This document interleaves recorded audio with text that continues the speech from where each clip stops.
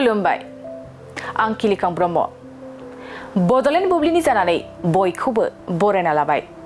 दिनै 24 नभेम्बर 2023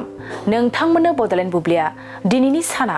मानि थाखाय मिथिजायो एबा दिनैनि सानाव मा हाबाफारि फालिनाय जायो नोंथांमोननो फारि फारि बड'लेण्ड बुब्लिया फोरमायगोन दिनैनि सानखौ लाचित दिवस महरै फालिनाय जायो लाचित दिवसआ आसामाव बोसोरफ्रोमबो 24 नभेम्बराव गिनो रोङै आहम रौनिया जेनेरेल लाचित बरफुकननि गोसोखांथियाव फालिजानाय मोनसे ओनसोलारि जिरायनाय सान लाचित बरफुकननि जोनोमा इं 1622 मायथाइनि 24 नभेम्बराव सराइदेवआव जादोंमोन आरो बिथाङा सराइघाटनि दावहायाव गावनि रौनिया बुद्धिनि थाखाय मिथिजायो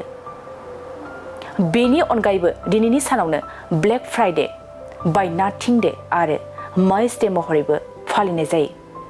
नोंथांमोननो बड'लेण्ड बुब्लिया दिनैनि सानाव मा हाबाफारिजों मिथिजायो आरो मा हाबाफारिखौ फालिनाय जायो फोरमायबाय गोजोन्थों सना रुफा आरो हिरानि जुवेलारि गाननो मोजां मोनग्रा सुबुंफोरनि थाखाय गोजोनथाव खौरां दासान्दि फुजा बोथोरखाय खम बेसेनाव फानगासिनो MSCB जुवेलार्सआव सना रुफा आरो हिरानि समायना रमायना जोंख्लाबनाय जुवेलारिज MSCB जुवेलार्सआव मोननो हागोन राजकोट जुवेलारि कास्टिं जुवेलारि कलकाता जुवेलारि मेसिनजों बानायनाय जुवेलारि आरो आखाइजों बानायनाय जुवेलारि लोगोसेनो हाबा हुखायाव गाननो थाखाय सना आरो हिरानि समायना जुवेलारिसफोरखौबो मोननो हागोन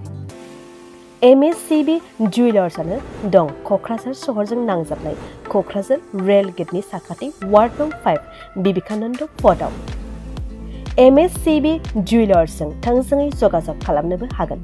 9954273079 जानबुं अनजिमायाव